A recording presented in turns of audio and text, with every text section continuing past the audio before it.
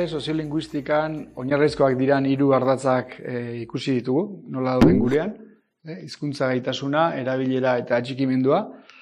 Ikusi dugu asko laburduta hizkuntza gaitasunean bereziki ahul gaudela, hiztun gehienak 10tik 7 ez dakitelako euskeraz, gaztelania edo frantsesa besterik ez dakitelako, ia ez delako gelditzen euskaldun hutsik euskera besterik ez dakienik, eta elebidunen artean, 10tik 3 diren elebidunen hoien artean ere, gehiago direlako erderaz errezago egiten dutenak, euskaraz egiteko errezago egiten dutenak baino, orduan ikusi dugu hizkuntza gaitasunean oso ahul gaudela, ikusi dugu dagoen gaitasunaren zoru hortalako dagoen erabilera maila txukuna dela, erabilera maila handiagoa da hiztunek berez eroso egingo zuten hizkuntza hautua baino, beraz erabilera hizkuntza gaitasunaren goitik edo aterako azalduko litzaiguke, eta azkenik ikusi dugu hori dena posible dela atxikimendu aldetik, jarrera motivazio aldetik, euskaldunen komunitatea sendo egon izan delako azken hamarkada hauetan. Eta hori dela funtsean gure indargunea. Bueno, 3 elementu horiekin egiten da nolabiteko uneko oinarrizko lehenengo argazkia. Orain ja aurrera joko dugu eta pasako gera prozesuetara. Prozesuak dira lehenengo 3 ardatz horiek, gaitasuna, erabilera eta abar, indartzera edo ahultzera eramaten duten prozesuak. Euskararen gaitasuna, euskararen erabilera eta euskararekiko atxikimendu ere indartzera edo ahultzera eraman dezaketen prozesuak. 2 prozesu funtsezko landuko ditugu, hizkuntza bilakaera eta transmisioa, sozializazioa, bestetik. Baina horiekin hasi aurretik, aipatu beharra daukagu, badagola ere beste prozesu bat, aldaketa demografikoa edo izango litzakena, funtsezkoa dena, guk ez dugu gure tesian landu, eta horregatik ez dugu sakonduko, baina nahitaezkoa zen aipamen bat egitea. Azkenean, hizkuntza bat indartzea edo ahultzera daramaten prozesuen artean, aipatu beharreko lehenengo alderdia aldaketa demografikoa da. Hau da, hiztun multzoa, lurralde batean dagoen hiztun multzoa aldatzen baldin bada, aldaketa horrek berez askotan ekar ditzake aldaketa soziolinguistikoak. Horrela, gurean lehenengo jaiotzak eta heriotzak aipatu behar dira, gurean da edozein komunitateetan. Euskal etxeetan, euskeraz egiten duten inguruenetan jende haur asko jaiotzen badira, horre jakina euskera indartu egingo du. Euskaldunak hiltzen badira, horrek jakina komunitatea ahulduko du, ezta? Azken hamarkadetan gertatu da batetik indar berritzean egindako ahaleginen ondorioz belaunaldi berriak euskaldunago datozela, hori aurrerago ikusiko dugu, baina hori gertatu da aldi berean jaiotza kopuru baxuak eduki ditugun aldi historikoan, inoiz baino, proportzioan inoiz baino aur gutxiago jaio izan diren garaian. Jaiotze kopuru hori handiagoa izan baliz, seguraski ez, zalantzarik gabe, indar berritzean egin den aurrera pausoa handiagoa izango zen, ezta? Jaiotzen gaia funtsezkoa da. Heriotzekin berdin, heriotzekin gertatzen zaiguna hala ere da, gaur egun gu dakigula ez dago hilkortasun maila ezberdinik euskaldun eta erdaldunen artean, gure herrian, ez dakigu hori inork aztertu deni, baina pentsatzekoa da alde handiegirik ez dela egongo horretan, baina bai dago aldea jakina adinaren arabera. Zenbat hilkortasuna lotua dago adin handiko jendearekin. Eta gaur egungo adin egitura eta hizkuntza egitura harreman argia dago, eta gaur egun belaunaldi zaharrenak dira erdaldunenak, duela urte batzuk ezen horrela, baina gaur egun horrela da. Beraz, pentsatzekoa da, urrengo hamarkadetan hilkortasunen eraginez, horrek ere ekarriko duela, neurri batean, erlatiboki euskaldunen proportzioa handitzea, neurri batean, eta erdaldunena jaistea. Eta euskera gehiago erabiltzen dutenena handitzea, eta erdera gehiago erabiltzen dutenena jaistea. Bueno, hori jaiotzak eta heriotzak eragiten dute, eta horri adi egon bergera, eta berdin multzoa aldatzen dute, hiztunen multzoa aldatzen dute migrazio fluxuek, ezta? Eta migrazio fluxuetan, aipatu beharko lirake, funtsean, 3 prozesu garrantzitsu errealitate soziolinguistikoan eragina dutenak eta izango dutenak.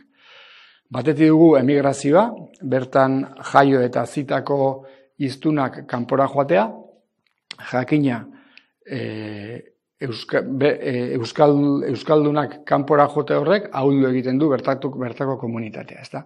Geroz eta gehiago daukago inguruan, ez dakit nor Madrilera edo Bartzelonara joan dela bizitzera, edo Bruselara, edo Pekinera. Datu estadistikoek ere esaten dute geroz eta gehiago dela joera hori, geroz eta handiagoa dela, eta horrek badakar nolabaiteko higadura iraunkor bat komunitatearentzat. Arretaz jarraitu beharko genuke fenomeno hori. Bigarrenik daukagu immigrazioa, kanpotik datozen hiztunek eragin ezberdina dute hiztun horien profil linguistikoaren arabera, ezta? Jakinda etortzen direnen artean salbuespen direla euskeraz dakitenak eta euskera egiten dutenak, eta aldiz etortzen direnen artean multzo garrantzitsu batek gaztelania hegoaldean eta frantsesa iparraldean dakitela, migrazio fluxu horiek zuzenean dakarte erlatiboki euskerak gurean duen pisuaren ahultzea eta erderak duen pisuaren areagotzea. Hurrengo hamarkadetan aurre ikusten diren migrazio fluxuak betetzen badira, horrek segurazki ez, horrek ekarriko du gure realitate soziolinguistikoa aldatzea. Gehien bat horren aurrean beharko liraken, edo hori orekatzeko beharko liraken politika sendoak abian jartzen ez badira. Orduan immigrazioa eta azkenik dauzkagu ere barne fluxuak, barne migrazio mugimenduak. Horiek ere ondorio soziolinguistikoak dituzte, eta zehazki azkeneko 2 hamarkadetan nahiko modu argian Euskal Herri barruko zonalde edo udalerri erdaldunagoetatik udalerri euskaldunagoetara gertatu izan diren fluxuek, zonalde horietako euskalduntasunaren ahultzean eragin argi eduki dute.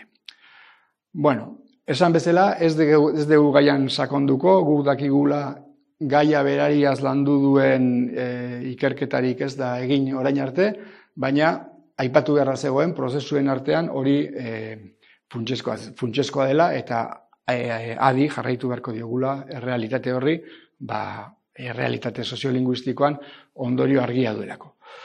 Guk, esan bezala, arituko gara hizkuntza bilakaeraz eta transmisioaz sozializazioaz. Bi horiek ere funtsezko prozesuak dira hizkuntza bat indartzen edo ahultzen lurralde batean. Eta hasiko gara hizkuntza bilakaerarekin. Hizkuntza bilakaera. Bueno, gai hau ez da ezagunenetakoa, soziolinguistikan, zer aztertzen da hizkuntza bilakaeran. Bueno, azken batean, hiztunak ditugun ezaugarri linguistiko gehienak aldakorrak dira bizitzan zehar. Hizkuntza gaitasuna, erabilera, eta aldakorrak dira. Hau da, nik jaio naiteke etxe erdaldun batean eta ingurune oso erdaldun batean, adibidez, eta bizitzan egin izan ditudan aldaketengatik gaur egun euskeraz bizi. Hori gertatzen da, badaude horrelako hiztunak, ez da? Edo alderantziz, jaio naiteke etxe euskaldun batean eta ingurune oso euskaldun batean, baina bizitzak eraman gaur egun ia erabat erderaz bizitzea, ez da? Edo badaude beste bilakaera batzuk egonkorragoak. Jaio naiteke eremu oso euskaldun batean eta gaur egun euskeraz bizitzen jarraitu, edo eremu erdaldun batean jaio eta gaur egun, hau da, daude hizkuntza bilakaera prozesuak, hiztun bakoitzak berea du, bere prozesua, bakarra eta berezia, eta hizkuntza bilakaera prozesu horiek jakina ikergai eta aztergai garrantzitsua dira soziolinguistikarentzat. Demolinguistikak, gu demolinguistikatik ari gara, nola lantzen du gaia? Gaia lantzen du maila makro batean. Hau da, ez da sartzen pertsona jakin baten bilakaera prozesua aztertzen, hori beste disiplina batzutatik egiten da, eta oso ikergai mamitsua eta garrantzitsua da. Demolinguistikan lantzen da maila makro batean. Ze esan nahi du horrek, hartzen da komunitate osoa, edo hiztun multzo handi bat, eta ikusten da zein den multzo horren aldaketa prozesu nagusitzen diren. Gure kasuan, euskalduntze prozesuak nagusitzen diren, edo erdalduntze prozesuak nagusitzen diren. Gai hau lantzeko hartu dugu Quebec eta Kanadan lantzen duten ikerketa moldea. Han esaten zaigu hizkuntza bilakaera prozesu horietan ze norabide nagusitzen den horrek ematen digula pistarik argiena hizkuntzaren bizindarra neurtzeko orduan. Eta, pixka bat, beraiek lantzen duten eskemetatik egingo dugu azterketatxo bat. Aurreratuko dugu zein izango den emaitza, eta gure emaitza izango da alderdi hontan euskera ahul dagola, euskeraren bizindarra ahulagoa dela Euskal Herrian gaztelania dena edo frantsesarena baino, eta nolabait esateko gurean indartsuago dela erdalduntzea euskalduntzea baino. Eta Euskal Herrian bizitzeak batez beste erdaldundu egiten duela. Ondorio hortara iritsiko gera, goazen lehenago argitzea zein den lan planteamendua. Quebec eta Kanadako demolinguisten logika onera ekarrita horrela planteatu genezake gaia. Herri batean, udalerri batean, demagun lehen hizkuntza, etxean aurrak zirenean jaso zuten hizkuntza, eta etxean lehenengo urtetan erabili zuten hizkuntza, euskera izan zutenak 1000 lagun izan baziren, herri batean, 1000 lagun lehen hizkuntza euskera izan zutenak. Eta gaur egun herri hortan bertan, etxean euskera erabiltzen dutenak, baldin badira 1500, adibidez, horrek esan nahiko luke, Quebectarren eta Kanadiarren logikari jarraituz, horrek esan nahiko luke, euskeraren komunitatea herri hortan ari dela handitzen, sendotzen, zabaltzen. Eta euskeraren hiztun komunitateak herri hortan duen bizi indarra, handia dela. Ari delako, handitzen, sendotzen. Aldiz, herri hortan bertan, edo ezaugarri berdintsuko beste herri batean, 1000 hiztun baldin badira lehen hizkuntza euskera izan zutenak, eta gaur egun etxean euskera erabiltzen dutenak baldin badira 500, adibidez, horrek esan nahiko luke aurkakoa. Ari dela komunitatea ahultzen, uzkurtzen, gutxitzen. Eta bizi indar ahula duela komunitate horrek. Hau aztertu daiteke bi modutara. Lehen hizkuntzari buruzko datuak egungo hizkuntza gaitasunarekin alderatuta batetik, eta bestetik lehen hizkuntzako datuak erabilerarekin alderatuta. Bi moduak begiratuko ditugu, azkar-azkar, eta hasiko gera hizkuntza gaitasunaren alderaketarekin. Nola aldatzen da hiztunen hizkuntza gaitasuna beraien bizitzan zehar, ezta? Hori da, kasu honetan daukagun ikergaia. Hau azaltzeko, irudikatuko dugu, hemen daukagula, hartuko ditugu lehen hizkuntza euskera izan zutenak batetik, eta bestetik hartu ditugu lehen hizkuntza gaztelania edo frantsesa, gaztelania hegoaldean, frantsesa iparraldean, izan zutenak. Eta imaginatuko dugu, daukagula hemen zaku bat lehen hizkuntza euskera izan zutenekin, eta hor daukagula beste zaku bat, handiagoa, lehen hizkuntza gaztelania edo frantsesa izan zutenekin. Orduan, aztertuko dugu nola aldatu diren multzo batekoak eta bestekoak euren bizitzan zehar hizkuntza gaitasunari dagokionean. Zerri begiratuko dugu? Lehenengo begiratuko dugu. Multzo hontako hiztunak, lehen hizkuntza euskera izan zutenak, ikasi aldute beste hizkuntza. Eta ikusiko dugu, ia guztiek ikasi dutela gaztelania edo frantsesa. Oso salbuespen gutxi gelditu direla, hizkuntza horietako gaitasun oinarrizko bat eskuratu gabe. Beste multzoan, lehen hizkuntza gaztelania edo frantsesa izan zutenen multzoan, ikasi aldute beste hizkuntza, horietako batzuk bai, baino askok, gehienek, oraingo hiztun guztiak kontuan hartuta, ez dute ikasi. Beraz, hauek askoz gehiago erdaldundu dira, beste hauek euskaldundu direna baino. Bigarren datua, gaitasunarekin jarraituta. Zein da hizkuntza galera muturrekoena? Norberak txikitan ikasi zuen hizkuntzan hitz egiten ahaztea. Gertatzea alda fenomeno hori gure artean. Inkesta soziolinguistikoko datuak ustiatuta esan dezakegu, lehen hizkuntza euskera izan zuten hiztunen talde txiki, baino esanguratsu batek, 6%, euskera galdu du. Gaur egun ez da gai euskeraz ongi edo nahiko ongi mintzatzeko. Esan beharrik ez dago, beste multzoan ez dagoela horrelako galerarik. Gurean inork edo inork ez du azten gaztelania edo frantsesez hitz egiten. Bigarren datua. Eta hirugarren datua eta azkena, hizkuntza gaitasunean dagoen bilakaera irudikatzeko, zein da nagusitasunaren bilakaera. Hau da, datu batek bereziki arreta deitu izan badit, honako hausi da. Lehen hizkuntza euskera izan zuten hiztunen hiztun gehienek, gaur egun ia ez dute euskeraz erderaz baino errezago egiten. Lehen hizkuntza euskera izan zuten 97%, 2021ko inkesta soziolinguistikoko datuen arabera, euskeraz egiten du errezago. Baina beste 93%ak edo erderaz egiten du errezago, edo bietara berdin egiten duela erantzuten du. Suposatzen da, txikitan lehen hizkuntza euskera izan zuten horiek, beraien lehenengo urtetan, garatu zuten gaitasun nagusitasunezko hizkuntza, beraien gaitasunean euskera izan zela. Horietakoen erdiak, baino gehixeok, galdu du nagusitasun hori bizitzan zehar. Bere hizkuntza bilakaerak eraman ditu multzo zaku honen erdiak, baino pixka gehiok, euskerazko nagusitasuna galtzea. Beste multzora jotzen badugu, hor dago tankera hortako galerarik. Dago hiztunik lehen hizkuntza gaztelania edo frantsesa izan eta gaur egun errezago euskera aritzen direnak aritu edo bietara berdin aritzen direnik. Badira, baino dira 2%. Multzo hortako 2%. Hau da, hauen 93%ak galdu du nagusitasuna, haien 2%ak bakarrik galdu duen bitartean.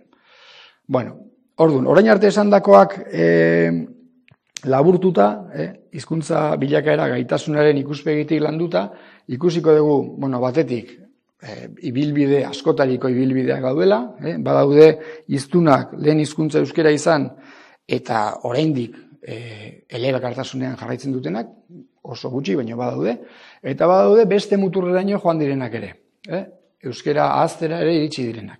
Eta tartean, gris gama handi bat. Hala ere, multzo hau batez beste esan dezakegu asko mugitu dela honuntza. Gehienak nagusitasuna galtzera iristeraino. Multzo hau asko mugitu da honuntza.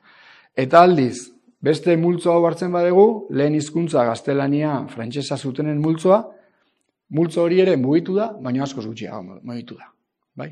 Orduan, hori da, hau bera formulatzeko beste modu bat. Indartsuagoa da erdalduntzea, euskalduntzea baino.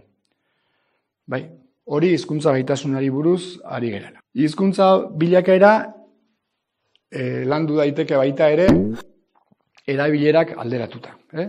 Txikitako erabilera, lehen hizkuntza horrek berez lehen hizkuntzari atxikitzen zaion erabilera, hau da, lehen hizkuntza euskera izan baduzu, horrek esan nahi du txikitan lehenengo 3 urtetan etxean euskera aritu zinela, erabilera hori gaur egungo etxeko erabilerarekin alderatuta. Horri buruz zer esaten dute datuek, gaitasunean ikusitako joera berdina antzematen da. Hemen ditugun datuak zer adierazten dute, zeintzuk izan diren ibilbide horietan aldaketak izan dituzten hiztunak. Honek zehazki esan nahiko luke, erabateko irabaziak, hau da, umetan etxean erdera jaso eta gaur egun euskeraz bizi diren hiztunak, 58.000 lagun izango lirakela hegoaldean 2021 urtean. Eta aldiz, erabateko galerak, hau da, aurkako egoerak nun hiztunek etxean euskera jaso duten eta gaur egun erderaz bizi diren etxean, egoera hortan daudenak, bikoitza izango lirake. 83.000 lagun inguru. Eta hor grafikoan ikusten ditugu baita ere tarteko egoerak. Eta orokorrean ikusten den joera, hori da, desente gehiago direla galerak irabaziak, baino. Gehiago direla nolabait esateko, txikitan euskeraz izatetik gaur egun erderaz bizitzera pasa izan direnak, alderantzizkoak baino. txikitan etxean erdera jaso eta gaur egun euskeraz bizi direnak baino. Eta zein da norabide hori? Berdina. Askoz gehiago dela erdalduntzera, hizkuntza bilakaera prozesuetan erdalduntzera ematen diren pausoak, maila makro batean aztertuta, euskalduntzera gertatu diren aldaketak baino. Hau zergatik ote da? Bueno, hori geroago ikusiko dugu, baina bai esan honek zerikusi zuzena duela, lehenago ikusi ditugun atalekin, hizkuntza gaitasunaren arabera daukagun ahuldadearekin zehazki. Baina hori gero ikusiko dugu.